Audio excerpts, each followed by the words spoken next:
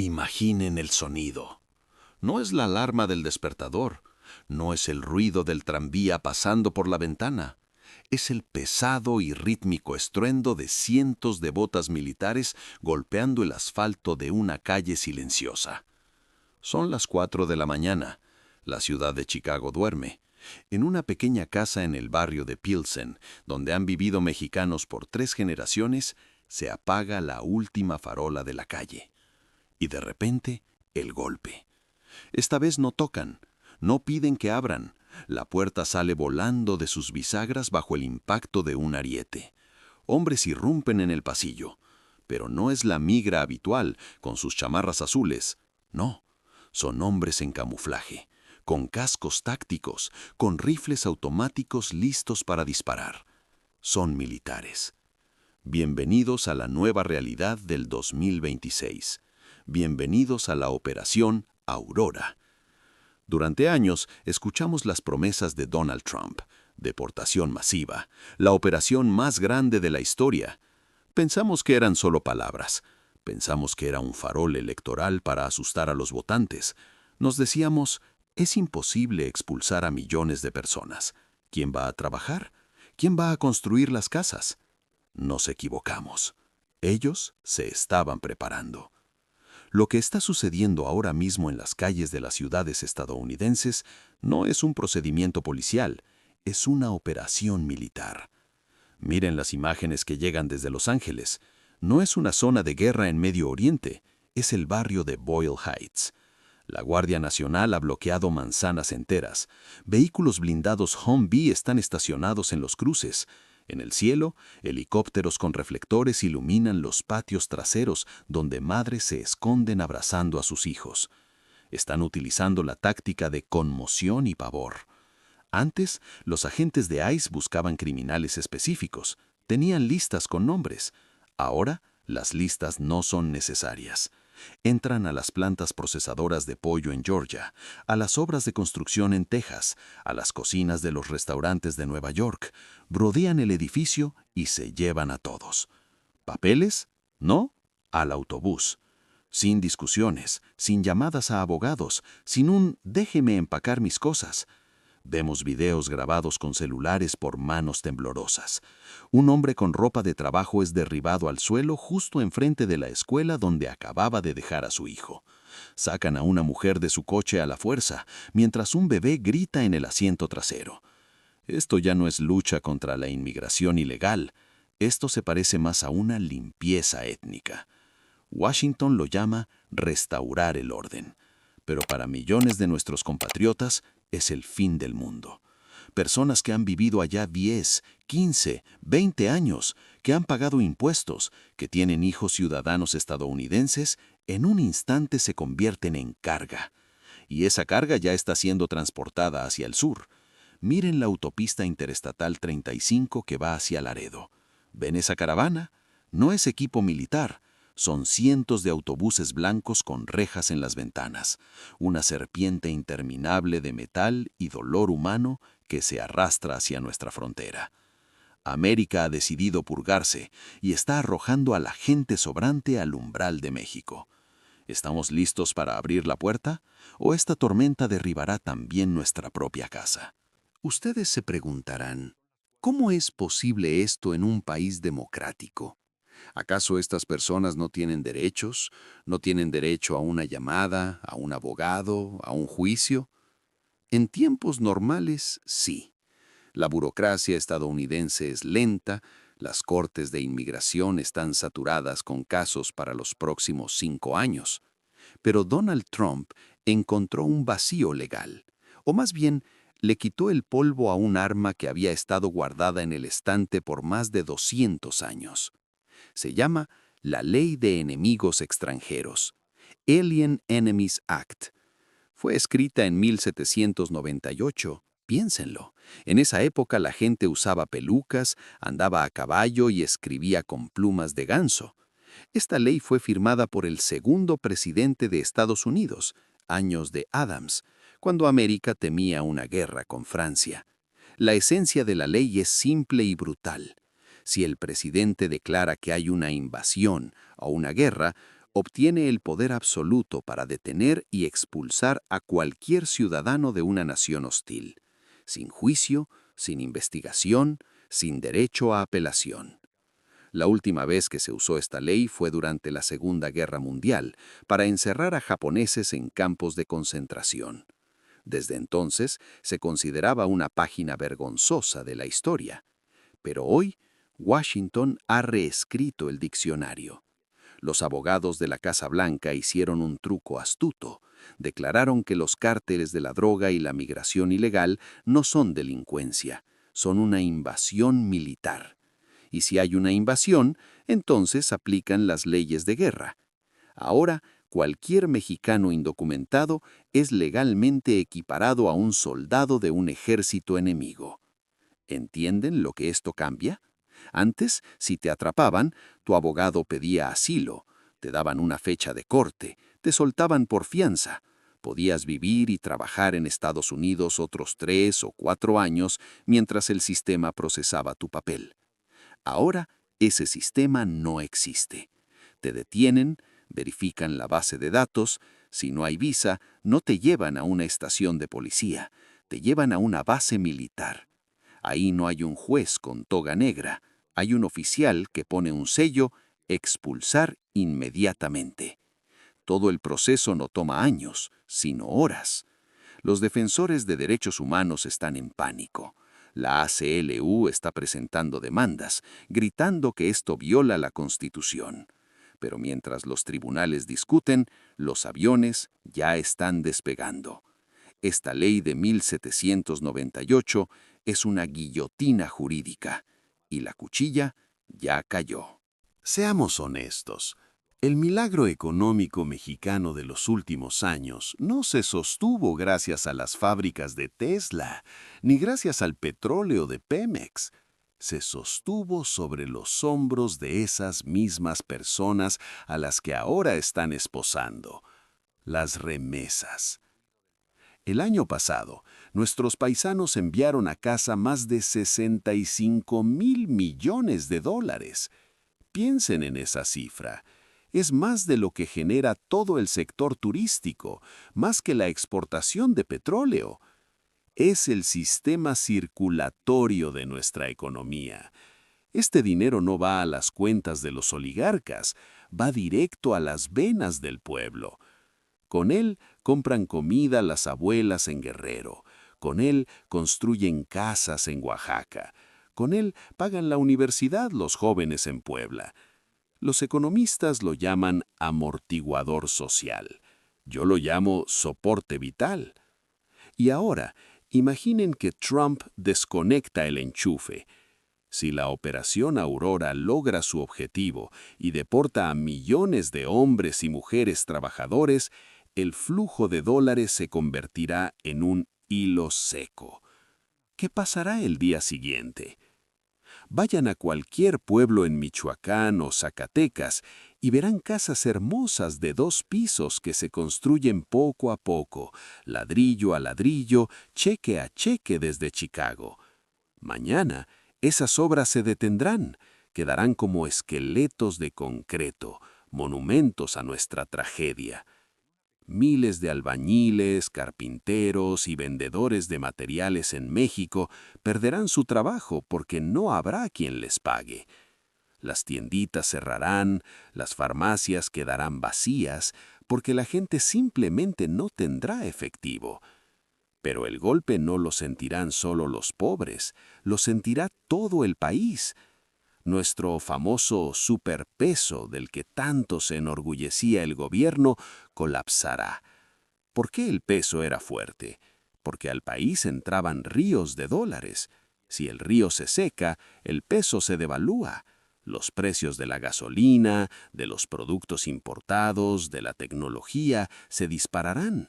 La inflación devorará los ahorros de quienes ni siquiera han pisado Estados Unidos.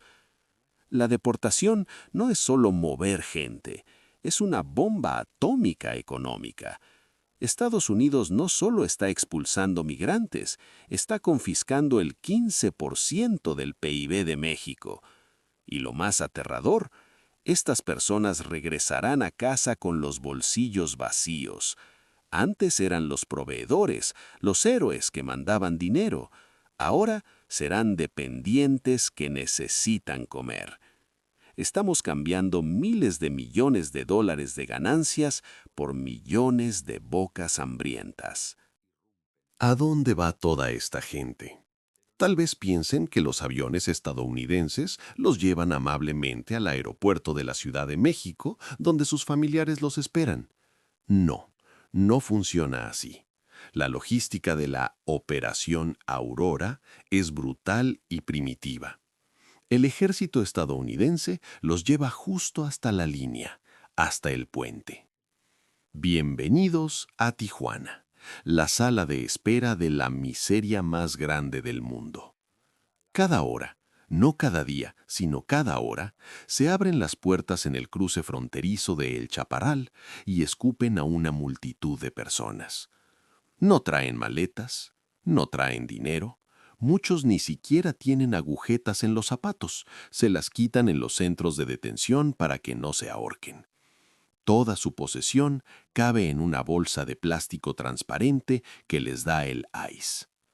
Tijuana, Juárez, Reynosa, Matamoros. Estas ciudades llevan años en crisis por los migrantes que van hacia el norte, pero ahora les ha caído un tsunami de gente que viene del norte. La infraestructura urbana colapsó en la primera semana. Los albergues organizados por la iglesia y los voluntarios están al 500% de su capacidad.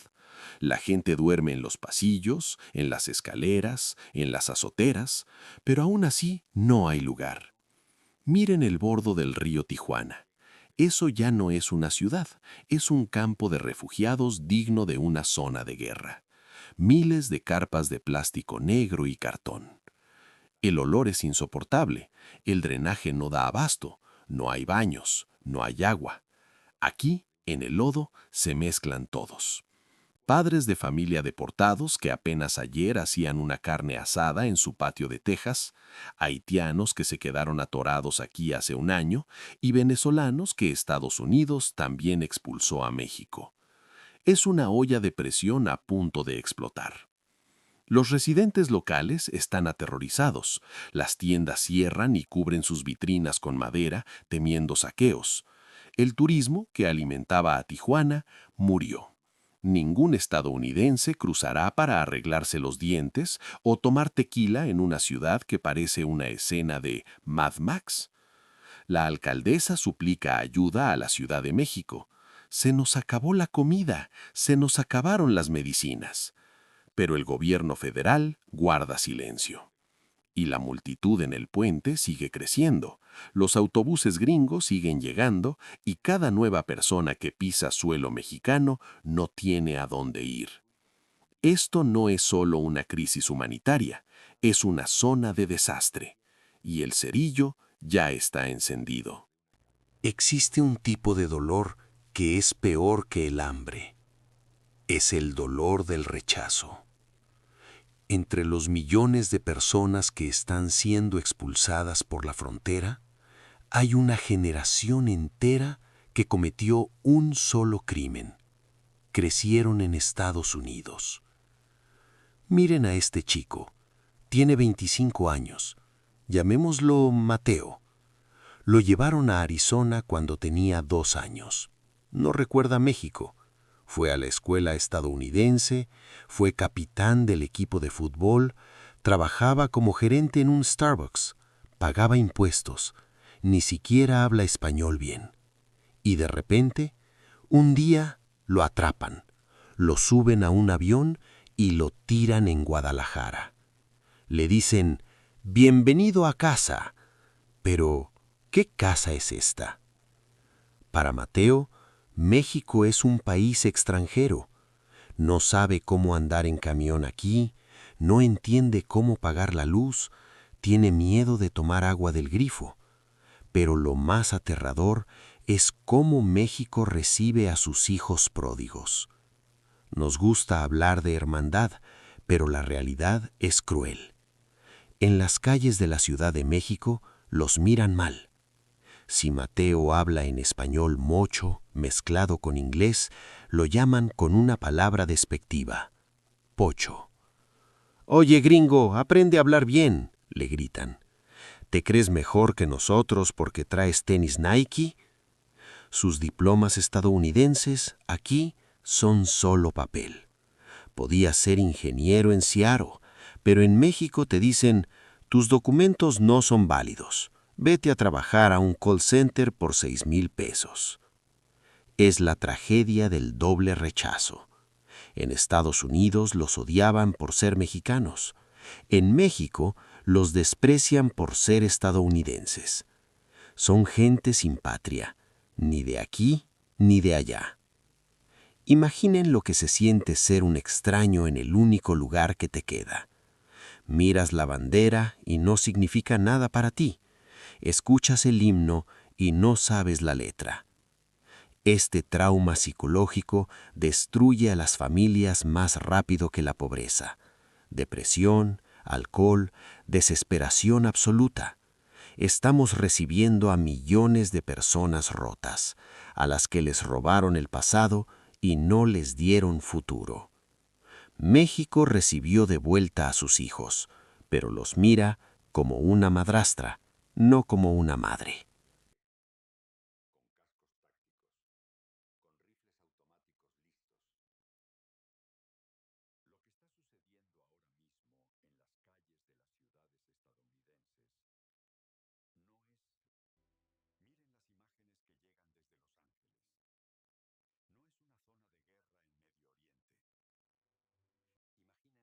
Esta catástrofe humanitaria tiene un beneficiario. Hay un grupo que ahora se frota las manos viendo llegar los autobuses. Los cárteles de la droga.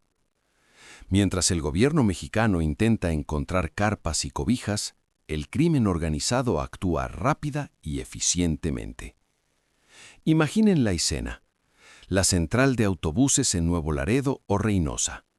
Del autobús baja un grupo de hombres jóvenes. Están desorientados, asustados, no traen ni un peso en la bolsa. No se les acerca un sacerdote, se les acerca un tipo en una camioneta. No ofrece el evangelio, ofrece trabajo.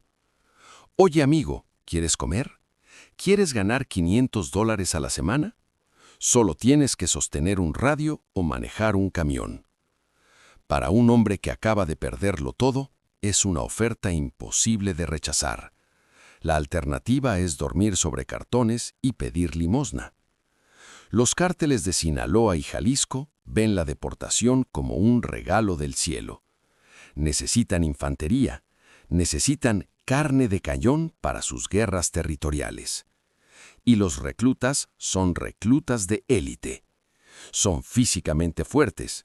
Muchos trabajaban en la construcción. Saben inglés y conocen la cultura de Estados Unidos. Eso es ideal para el contrabando y la logística. Y lo más importante, están llenos de rabia. Rabia contra el país que los expulsó. Los reclutadores les dicen: América te traicionó. Nosotros te daremos respeto, te daremos poder. Es una terrible ironía del destino. Washington dice que deporta gente para hacer a América más segura, pero en realidad están creando con sus propias manos un ejército masivo para los carteles justo en su frontera. Aquellos que ayer construían rascacielos en Nueva York o recogían manzanas en Washington, mañana podrían tomar un rifle AK-47. No porque sean malas personas, sino porque los acorralaron en un lugar donde solo sobrevive el más fuerte. Vemos un aumento de violencia en los estados fronterizos. El secuestro de migrantes se ha convertido en una industria. A los que se niegan a trabajar para la mafia, a menudo los encuentran en fosas comunes. La Operación Aurora no resuelve el problema del crimen, lo está inyectando con esteroides.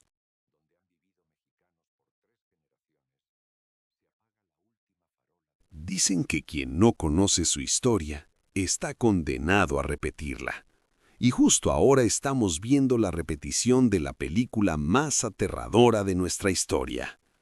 Lo que está haciendo Trump no es una idea nueva. Tuvo un maestro. Viajemos a 1954. El presidente Dwight Eisenhower, el general militar que derrotó al fascismo en Europa, decidió aplicar tácticas de guerra contra los trabajadores mexicanos. Lo llamaron de manera cínica y racista Operation Wetback, Operación Espaldas Mojadas. Entonces, como ahora, la economía de Estados Unidos se frenó, y como ahora, necesitaban un chivo expiatorio. Los archivos de aquellos años son aterradores. Atrapaban a la gente en los campos y no los subían a autobuses con aire acondicionado. Los metían en vagones de tren diseñados para ganado, sin asientos, sin ventanas, bajo un calor infernal. Los llevaban a lo profundo del desierto de Mexicali y simplemente abrían las puertas. Bájense. Sin agua, sin comida, a 45 grados de temperatura. Cientos de personas murieron por golpes de calor intentando llegar a la civilización. Hubo casos en los que subieron a la gente a viejos barcos de carga como esclavos para llevarlos a Veracruz. En el barco Mercurio, la gente se amotinó porque las condiciones eran peores que en una prisión. 7 personas se ahogaron cuando los obligaron a saltar al mar. Fue un programa estatal de terror. El objetivo no solo era expulsar a la gente, sino aterrorizarla para que nunca regresara. En 1954 deportaron a cerca de 1 millón de personas. Eso provocó un caos en México que duró una década. Hoy, Trump promete deportar entre 10 y 20 millones. Piensen en esa diferencia. En los años 50, México era un país rural. La gente podía volver a sus ranchos, cultivar maíz y sobrevivir. Hoy, México es un país urbano. No tenemos tierra para esa gente. No tienen a dónde regresar. Si la operación Wetback fue una tragedia, la operación Aurora será un cataclismo. No solo estamos repitiendo la historia, estamos escalando el error a niveles de desastre. Y lo más aterrador es que los políticos estadounidenses están orgullosos de esa experiencia. Dicen, Eisenhower pudo, nosotros también. Hay una pregunta que nadie en el gobierno se atreve a decir en voz alta. Una pregunta simple y cotidiana. ¿Dónde van a dormir estos millones de personas? Miren a la Ciudad de México hoy, a Guadalajara, a Monterrey. Ya estamos en una guerra de vivienda. Las rentas se han duplicado en los últimos 5 años. En la Roma y la Condesa viven nómadas digitales estadounidenses que pagan en dólares, desplazando a los locales. Una familia mexicana promedio gasta el 60% de su ingreso solo para tener un techo. Ya nos estamos asfixiando, no hay lugar. Y ahora, a este sistema sobrecalentado y a punto de estallar, le inyectamos millones de nuevos habitantes. No será solo una crisis, será un colapso. Los deportados no irán a los pueblos fantasmas donde no hay trabajo. Irán a donde estamos nosotros, a las grandes ciudades, a buscar un pedazo de pan. ¿Qué pasará con el mercado? La demanda de vivienda barata se disparará a la estratosfera. Un cuarto diminuto sin ventanas en la orilla de Iztapalapa costará lo que un penthouse. Los caseros empezarán a desalojar a inquilinos pobres para meter a quienes puedan pagar $1 más o para rentar un solo cuarto a 10 personas a la vez. Pero la mayoría de los deportados no tienen dinero. Por eso veremos el regreso de un fantasma del pasado: los cinturones de miseria. ¿Recuerdan los años 80? Cuando la gente invadía terrenos baldíos en los cerros y construía casas de cartón, lámina y madera vieja. Pensamos que habíamos dejado eso atrás. Nos equivocamos. Alrededor de nuestras ciudades crecerán nuevas favelas, sin agua, sin luz, sin drenaje. gigantescos campamentos de plástico y basura donde vivirán nuestros hermanos expulsados del paraíso americano. Es una bomba de tiempo sanitaria y social. En esas condiciones nacen las enfermedades. Mientras el infierno se desata en la frontera, ¿qué está pasando en el Palacio Nacional en la Ciudad de México? Escuchamos muchas palabras bonitas. No permitiremos que se humille a México. Defenderemos a cada mexicano. La soberanía es sagrada. Los políticos salen a los micrófonos con sus trajes caros y lanzan discursos incendiarios. Pero vamos a mirar el presupuesto, porque el amor del gobierno no se mide con palabras, se mide con números. ¿Cuánto dinero se ha asignado para el alojamiento de emergencia de los deportados? 0. ¿Cuántos centros de rehabilitación nuevos se han construido? 0. ¿Existe un programa nacional para integrar a estas personas al mercado laboral? No. Es una negligencia criminal. Todos sabían que este día llegaría. Trump no ocultó sus planes, los gritó en cada mitin. El huracán se acercaba desde hace años, pero nuestros capitanes, en lugar de reforzar los diques, se dedicaron a pintar la cubierta del barco. Apostaron todo a la diplomacia. Pensaron que podrían negociar, que si eran buenos socios, que si detenían migrantes en la frontera sur, Washington tendría piedad. ¡Qué ingenuidad! No se puede negociar con el imperio cuando ha decidido mostrar su fuerza. Nuestros consulados en Estados Unidos están colapsados. Los empleados hacen un trabajo heroico, pero ¿qué puede hacer un cónsul con una carpeta de papeles contra un soldado con un rifle? La defensa legal se derrumbó, y aquí en casa el poder actúa como si nada pasara. ¿Dónde están los campamentos de emergencia de protección civil? ¿Dónde están las cocinas de campo del ejército? ¿Por qué de esto se encargan solo los sacerdotes y las abuelas voluntarias? Tuvimos miles de millones para trenes en la selva. Tuvimos miles de millones para refinerías. Pero cuando 3 millones de nuestros hermanos tocan a la puerta, el Estado dice, arréglense como puedan. Esto no es solo falta de planeación, es traición. Esperan que el problema desaparezca solo, que esta gente simplemente se disuelva en la multitud, encuentre trabajo en la informalidad y se quede callada. Pero 3 millones de personas hambrientas, enojadas y traicionadas no se disuelven. Son una bomba. Al final, cuando los políticos apagan los micrófonos y se van a sus residencias protegidas, solo quedamos nosotros y ellos. Los que están parados ahora en el puente de Tijuana, temblando de frío, y los que están sentados frente a la pantalla en una casa caliente. Solo nos separa la suerte.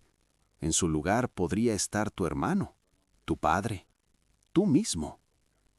Estados Unidos construyó un muro de concreto y acero para separarse de nosotros. Pero el muro más aterrador no es el que está en la frontera. El muro más aterrador es el que podemos construir dentro de nuestros propios corazones. El muro de la indiferencia, el muro del miedo, el muro que nos hace ver a nuestro compatriota como un enemigo o como competencia por un empleo. No dejen que ellos ganen. Si Washington quiere vernos como animales o criminales, esa es su vergüenza, no la nuestra. Si nuestro gobierno está demasiado ocupado con elecciones o negocios para ayudar a sus ciudadanos, ese es su pecado. Pero nosotros tenemos una ley antigua, más vieja que cualquier constitución. La sangre no es agua. México ha sobrevivido a terremotos, a revoluciones, a crisis. ¿Por qué? Porque cuando los edificios caían, la gente salía a las calles con palas y agua para salvar a los vecinos. Nunca esperamos una orden de arriba para ser humanos. Hoy, el terremoto no ocurre bajo la tierra. ocurre en el destino de millones de personas. Y hoy depende de cada uno de nosotros qué seremos. ¿Una nación que devora a sus heridos o una familia que pone la mesa para el hijo que regresa? Mírenlos. En sus ojos hay miedo, pero en sus venas corre la misma sangre que en las tuyas.